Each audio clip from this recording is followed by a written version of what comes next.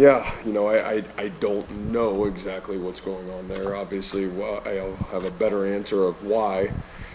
I thought they were good play calls. I thought really, man, there was a lack of execution, and why that happened, I don't know. We'll have to take a great look at that, and I'll probably have a better answer for you and give you exact on that. But that obviously those are huge plays in the football game. When you're unable to convert on those, does that, even without having the ability to look at film yet, does that tell you something larger about your offense? Do you feel like the inability to pick up a yard on the 6 plays, as I think it was? Yeah, I obviously it's frustrating. I think the inconsistency, as I've talked about multiple times, it's more into the theme of that, right? I mean, it's very inconsistent. Man, you're an offense that drives up and down the field. So, and then you get into some of those moments, and man, you picked up a lot of those throughout the game today. That's the inability to do it there in that moment is, man, it's critical, and it's what cost you the football game, or at least a huge piece of the football game. What was the decision to go to Drake?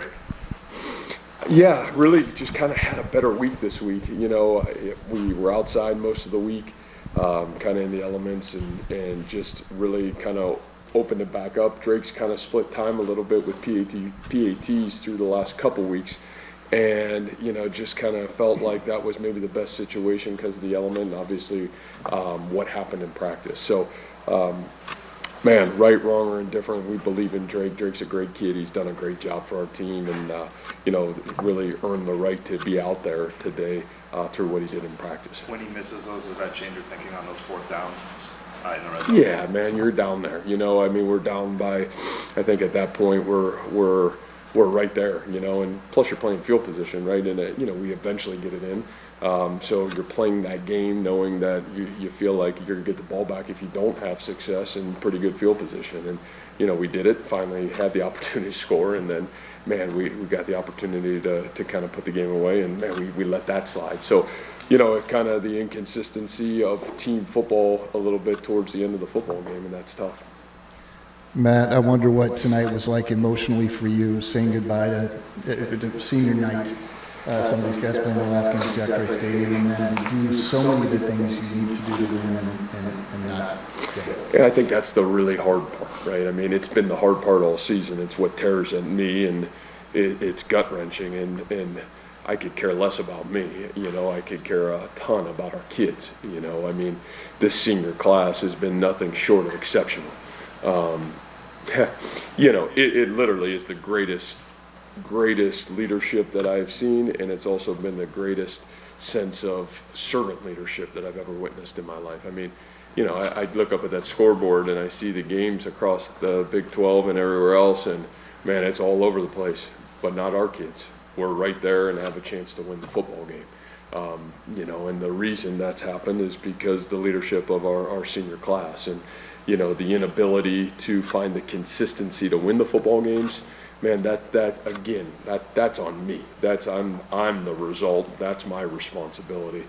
But what has happened and what I've witnessed from the leadership of this senior class to who they are, who they become, I mean, it's way more powerful than any story anybody's going to write about the offense or whatever you want to write about. The great story, and again, I said this Tuesday, man, if you miss the story of the character of this senior class, who they are, what they become, how they've changed not only their lives but their families' lives forever, man, then you miss the whole story. And so, we still have one more football game to get things figured out in terms of playing our best 4 quarters of football. And we got a great challenge ahead of us, and for this senior class, we got one more opportunity to send them out the right way.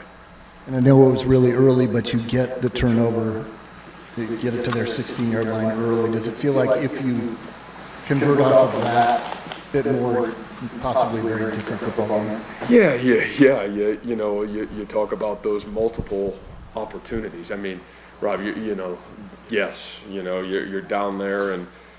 Still in a great spot to put points on the board, and your inability to do that twice in the game, a great 2-minute drive right before half, man, and the inability to kind of finish, it just, man, it's kind of been at times offensively, it's been the story of the season, and that's the hard part, because you see so much growth, you see so many positive things, you know, and you can spin it however you want it, but it's inconsistency. It's the inability to be consistent and finish those drives, and you know that's been really tough. I guess I really don't know how to ask this question, but Xavier Hutchinson, Alan Lazard, Lazard, Hutchinson, Hutchinson, Lazard, you know. Man, I take You're in the backyard, there you go, yeah, yeah. Yeah, you know, I mean, and I said this, Randy, about Alan, you know, I mean, you know, we wish we would have had Alan longer. You know, we had Alan for, you know, 2 years, and boy, you would have loved to have him for longer. But, man, I mean, I think the great thing about both Alan and X is Alan, by the end of his senior year, which is why he's having so much success, was this guy that was passionate about football, that was, man, he came to work every day, he was a great leader. And X has kind of been that guy in this program, you know, and those two, man, they love football, they love their craft, and both guys, I mean, you take them both in a heartbeat in your team, and you're really grateful that you've been able to coach both of those guys. And so, you know, there's not many coaches that get the fortune to have two guys like that within their program.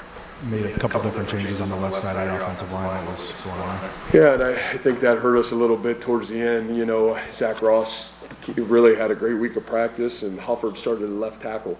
And, you know, Zach played really well early on in the game. You know, Zach's played a lot of football for us.